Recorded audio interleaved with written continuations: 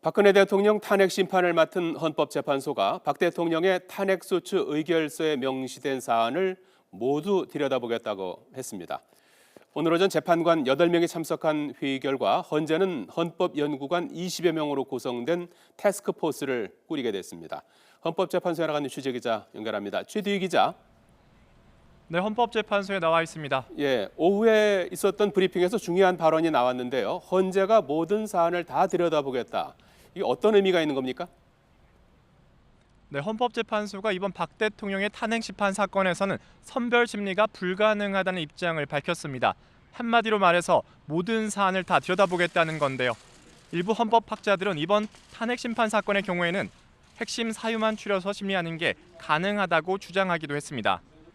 그러나 헌재 관계자는 탄핵 심판 사건은 변론주의가 원칙이기 때문에 일부 사유만 떼어내서 선별적으로 심리하지는 않겠다고 밝혔습니다. 특히 당사자가 합의하지 않을 경우에 특정 사안을 빼고 심리하는 것은 불가능하다는 건데요. 이에 따라 탄핵 사건 심리가 박한철 헌재소장의 퇴임인 내년 1월 말까지 결론을 맺기는 사실상 어려울 것으로 보입니다. 오전에 있었던 헌법재판소 재판관 회의에서는 어떤 내용이 논의됐습니까? 네, 오늘 오전 10시부터 11시 40분까지 1시간 40분가량 진행된 회의에서 나온 결론은 크게 두 가지로 볼 수가 있습니다. 우선 헌재는 탄핵 심판의 효율적인 심리를 위해서 별도로 준비 절차를 진행하기로 했는데요. 탄핵 심판 청구인인 국회 측과 피청구인인 박 대통령 측의 대리인이 참석해서 증거 자료 등에 대해 입장을 정리할 것으로 보입니다.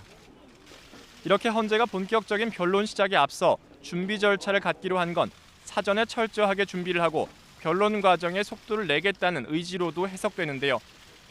이와 관련해서 헌재는 국회와 법무부에 박 대통령 탄핵 심판에 대한 의견서 제출도 요청하기로 했습니다.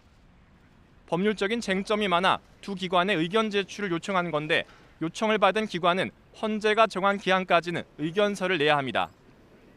하지만 헌재는 두 기관의 의견서 제출 여부와는 관계없이 준비 절차는 일정대로 진행하기로 했습니다. 회의에서는 또 헌법연구원 20여 명으로 탄핵 심판 태스크포스를 구성하기로 했습니다. 여기에 소속된 연구관들은 박 대통령의 탄핵 심판 관련 자료와 법리 검토 등을 맡게 됩니다. 이와 함께 헌재는 박 대통령이 답변서를 제출한 후 이른바 수명재판관을 지정하기로 했습니다. 수명재판관은 심판 준비 절차를 담당하게 될 재판관을 말하는데요. 헌재는 다음 주 중반쯤엔 강일원 주심 재판관을 포함해서 2명에서 3명 정도로 수명 재판관을 지정할 것으로 보입니다. 최 기자, 그렇다면 앞으로 심리 절차는 어떻게 진행될까요? 네, 앞서 헌재는 박 대통령에게 오는 16일까지는 답변서를 제출하라고 통보를 했죠. 이 답변서가 헌재에 도착하게 되면 헌재는 본격적으로 본안 심리에 들어가게 됩니다. 노무현 전 대통령의 탄핵 심판 당시에는 열흘의 답변서 준비 기간을 준 것과 비교할 때 이번 사건의 경우에는 일주일로 기간이 줄었다는 것을 알 수가 있는데요. 그만큼 헌재가 사건 심리에 속도를 내겠다는 의지를 보인 것으로 풀이됩니다. 헌재는 박 대통령의 답변서를 제출받은 뒤에 국회의 탄핵소추 의결서와 비교해서 자료 검토에 돌입합니다. 이후에는 변론 기일을 잡고 심리 절차에 들어가는데요. 약 2주 정도의 간격을 두고 공개 변론을 열어 당사자 소환과 증인 신문 등 심판 절차를 이어갈 것으로 보입니다. 공개 변론에 앞서서 헌재는 박 대통령에게 변론 출석 요구서를 보낼 거로 예상되는데요. 실제로 박 대통령이 이에 응할지는 미지수입니다. 지금까지 헌법재판소에서 YTN 최두희입니다.